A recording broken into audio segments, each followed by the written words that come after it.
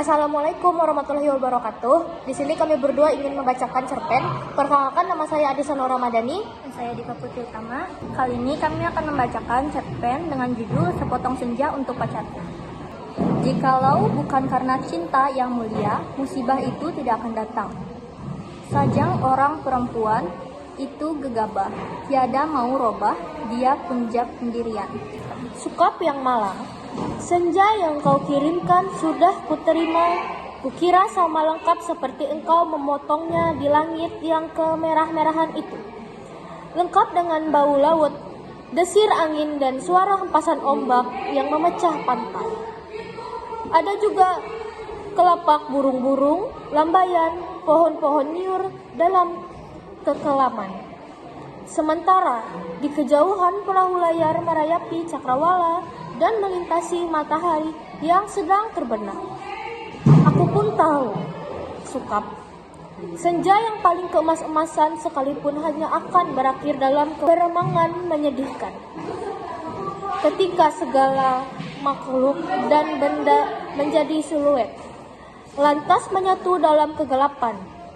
Kita sama-sama tahu keindahan senja itu, kepastiannya untuk selesai dan menjadi malam dengan kejam.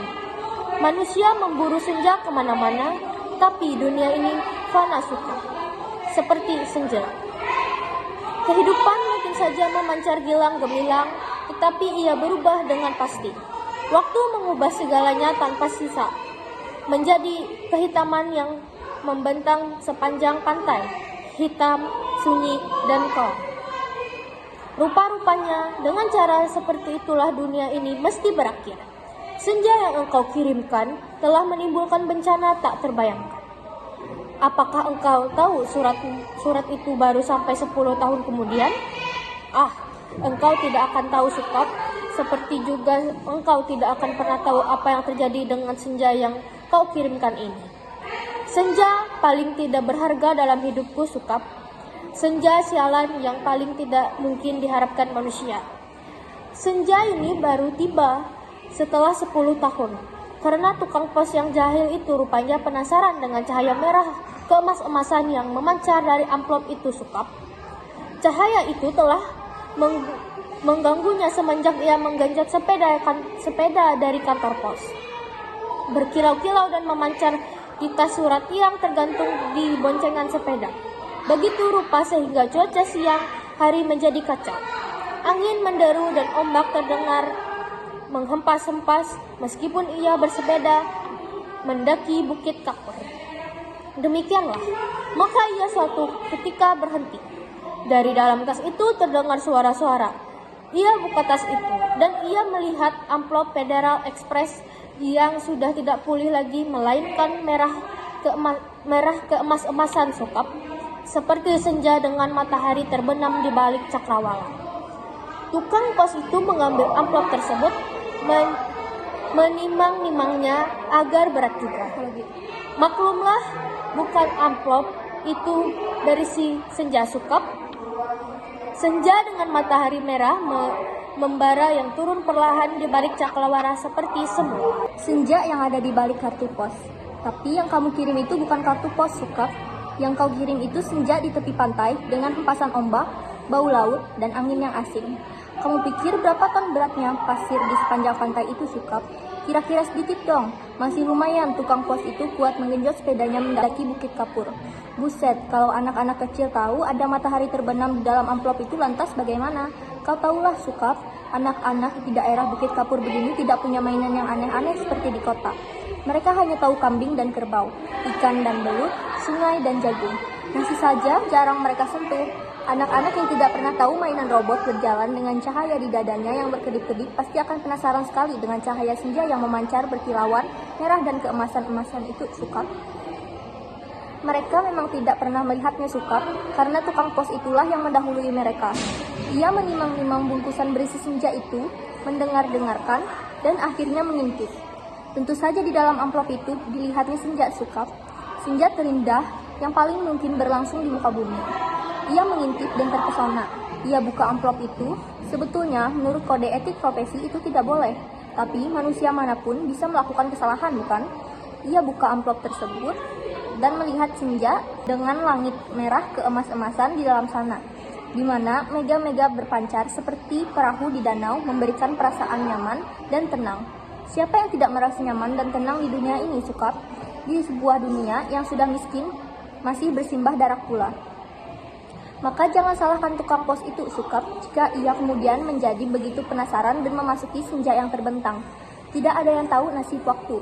Ketika anak-anak akhirnya berkerumun di sekitar sepeda yang tergeletak itu, mereka hanya melihat cahaya yang kemerah-merahan yang semburat bakar langit. Amplop itu hanya bocor sedikit, tapi akibatnya sudah begitu rupa. Ini semua gara-gara kamu, Sukap. Sukap yang malang, bodoh, dan tidak pakai otak. 10 tahun lamanya tukang pos itu mengembara di dalam amplop. Kita tidak pernah tahu apa yang dilakukan di sana. Apakah dia kawin, beranak pinak, dan berbahagia, atau selama itu dia hanya duduk-duduk saja memandangi matahari terbenam dengan perasaan kehilangan. Sementara langit yang tadinya merah keemas-emasan perlahan-lahan menggelap kebiru-biruan. Aku juga tidak tahu bagaimana caranya menikmati senja di dalam amplop Sukap. Sebuah ruangan yang sungguh-sungguh terdiri dari waktu. Apakah bisa waktu diulang atau bagaimana? Aku belum pernah memasuki senja di dalam Amplop. Atau apakah di dunia ini sebenarnya seperti amplop ya, Sukap? Di mana kita tidak tahu apa yang berada di luar dari kita. Di mana kita merasa hidup penuh dengan makna, padahal yang menonton kita tertawa-tawa sambil berkata, "Ah, kasihan betul manusia." Apakah begitu, Sukap? Kamu yang suka berhayal barangkali tahu. Tapi aku tidak tahu hayalan. Aku tidak mau kira-kira. Meskipun usaha kira-kira itu begitu canggihnya sehingga disebut ilmiah. Aku mau tahu yang sebenarnya. Apa ada yang menyaksikan kita sambil tertawa-tawa? Kalau iya, apalah artinya hidup kita ini, Sukap? Tidaklah nasib manusia memang seperti ini kan? Yang diternakan hanya untuk mengisi akuarium di ruang tamu seseorang, yang barangkali juga tidak terlalu peduli kepada makna kehidupan ikan-ikan itu. Aku tidak pernah tahu. Tidak ada seseorang pun yang tahu apa yang dialami tukang pos itu dalam amplop. Sampai ia keluar 10 tahun kemudian dengan wajah bahagia. Ia sudah 10 tahun menghilang di dalam amplop, tapi ia tidak tampak berubah tua. Apa waktu di dalam amplop tidak bergerak? Tepatnya, apakah senja di dalam amplop itu tidak berhubungan dengan waktu? Apakah tidak ada waktu di dalam amplop Pedara Express itu? Apakah aku harus peduli dengan semua ini, Sukap? Apa aku harus peduli? Kamu betul-betul merepotkan aku, Sukap, dasar laki-laki tidak tahu diri. Sukap yang malang, goblok, dan menyebalkan. Yang terjadi 10 tahun kemudian.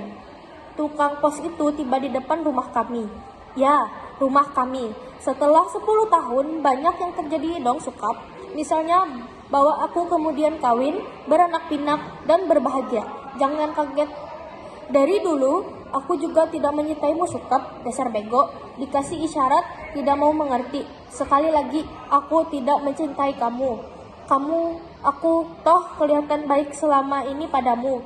Terus terang harus kukatakan sekarang, sebetulnya aku cuma kasihan.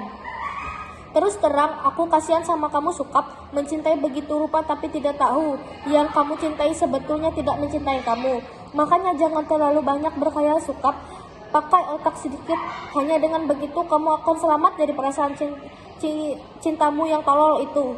Tapi bukan cinta yang sebetulnya ingin kuceritakan padamu, Sukap. Soal cinta ini sama sekali tidak penting.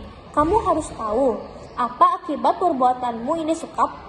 Mengirim sepotong senja untuk orang yang sama sekali tidak mencintai kamu. Tahu apa akibatnya? Begitu tukang pos itu pulang setelah menceritakan kenapa kiriman Pedara Express bisa terlambat 10 tahun. Kubuka amplop berisi senja itu dan terjadilah semua ini. Apa kamu tidak tahu, Sukap? Senja itu meski cuma sepotong, sebetulnya juga semesta yang utuh. Kamu kira matahari terbenam itu besarnya seperti apa? Seperti atom. Kalau sepotong senja itu di dalam amplop terus? Tidak apa-apa, tapi ini keluar dan lautnya membludak tak tertahankan lagi. Bagaimana aku tahu amplop itu berisi senja, Sukap? Aku bukan penghayal seperti kamu. Hidupku penuh dengan perhitungan yang matang. Aku tahu betul untung rugi setiap perbuatan, terutama apa ruginya untuk diriku sendiri. Betapa pentingnya hidupku selamat demi suamiku dan anak-anakku. Pura-puranya aku ini juga perempuan yang setia. Itu pula sebabnya sebelum maupun sesudah kawin aku tidak sudi berhubungan dengan kamu, Sukat. Lagi pula aku tidak mencintai kamu. Mau apa? Tapi kamulah yang tidak tahu diri, mengirim senja tanpa kira-kira. Dunia ini jadi berantakan tahu, berantakan dan hancur lebur tidak kira. Setelah amplop itu terbuka dan senja itu keluar, matahari yang terbenam dari senja yang di dalam amplop itu berbenturan dengan matahari yang sudah ada. Langit yang biru bercampur aduk dengan langit kemerah-merahan yang terus-menerus berkedap, menyilaukan karena cahaya keemas-emasan yang menjadi semburat tak beraturan. Senja yang seperti potongan kue menggelegak, pantai terhempas seperti permadani di atas bukit kapur, lautnya terhempas langsung membanjiri bumi dan menghancurkan segala-galanya. Bisakah kau bayangkan, Sukat, bagaimana orang tidak panik dengan gelombang raksasa yang tidak datang dari pantai setiap di atas bukit? Air bah membanjiri bumi seperti zaman Nabi Nuh. Dunia menjadi gempar, tidak semua kapal dan perahu yang cukup untuk seluruh umat manusia kan? Lagi pula, sampai kapal-kapal dan perahu itu bisa bertahan, tiada satu kota pun yang selamat. Lautan dari senjamu yang membuat langit merah membara itu menghempas dan membanjiri bumi dengan cepat sekali. Gedung-gedung pencakar langit di setiap kota di seluruh dunia, gunung-gunung tinggi di muka bumi, semuanya terendam air. Sukat, bumi ini sekarang sudah terendam air. Di mana-mana air dan langit senja tak kunjung berubah menjadi malam. Segalanya kacau, Sukat, gara-gara cintamu yang tak tahu diri. Sukap yang malang, paling malang, dan akan selalu malang. Aku menulis surat ini dengan kertas dan pena terakhir di dunia, di atas puncak Himalaya. Di depanku ada sebuah sampan kecil dengan sepasang dayung dan bungkus supermie. Itulah makanan terakhir di muka bumi. Sisa manusia menjadi pengembara lautan di atas kapal dan perahu telah mati semua, karena kehabisan bahan makanan maupun mayat teman-temannya sendiri. Manusia memang banyak akal, tapi menghadapi senja dari dalam amplop itu tidak ada jalan keluar. Banyak orang mempertanyakan diriku, kenapa aku membuat dirimu begitu cinta menggebu-gebu, padahal cinta secuil pun Juga tidak sehingga kamu mengirimkan sepotong itu kepadaku dan tumpah ruah membanjiri bumi. Tapi coba katakan, itu bukan salahku toh, Sukap. Aku tidak mau disalahkan atas bencana yang menimpa umat manusia. Mengapa cinta menjadi begitu penting sehingga kehidupan terganggu? Ini bukan salahku. Air laut kulihat semakin dekat. Setidaknya setengah jam lagi tempat aku menulis surat ini sudah akan tenggelam seluruhnya. Aku akan naik perahu, mendayung sampai teler, makan supermie mentah, lantas menanti maut. Akan kukirim kemana surat ini? Barangkali kamu pun sudah mati, Sukap. Semua pengembara di lautan sudah mati, sedangkan di puncak tertinggi di dunia ini tinggal aku sendiri. Dari hari ke hari memandang senja yang selesai, di mana matahari tidak pernah terbenam lebih dalam lagi. Semesta dalam amplop itu telah menjadi pemenang dalam benturan dua semesta. Namun semesta dalam amplop itu cuma sepotong senja, sehingga dunia memang tidak akan pernah sama lagi. Kalau aku mati nanti, bumi ini akan tetap tinggal senja selama-lamanya, dengan matahari terbenam separuh yang tidak pernah turun lagi. Langit merah selama-lamanya, lautan jingga selama-lamanya, tetapi tiada seorang manusia pun memandang. Segenap burung sudah punah karena kelelahan terbang tanpa henti. Tinggal ikan-ikan menjadi penguasa bumi. Di kejauhan kulihat ikan paus merah yang menjerit dengan sedih. Sukap, aku akan mengakhiri surat ini, akan kulipat menjadi perahu kertas dan kulayarkan ke laut lepas. Bukan tidak mungkin surat ini akan terbaca juga, entah bagaimana caranya, namun siapapun yang menemukannya akan membaca kesaksianku. Jika tidak, aku pun tidak tahu apa nasib waktu. Kupandang senja yang abadi sebelum melipat surat ini bertatapan, semua ini terjadi karena cinta dan hanya karena cinta. Betapa besar bencana ditimbulkannya ketika kata-kata tak cukup nampungnya. Kutatap senja itu, masih selalu begitu, seperti menjanjikan suatu perpisahan yang sendu. Selamat berpisah semuanya, selamat tinggal. Alina, Pondok Aren, Sabtu 10 Februari 2001, pukul 8:45. Baiklah, sekian pembacaan cerpen dari kami berdua. Mohon maaf bila ada salah kata. Wassalamualaikum warahmatullahi wabarakatuh. Bu, maaf banyak typo-nya, Bu.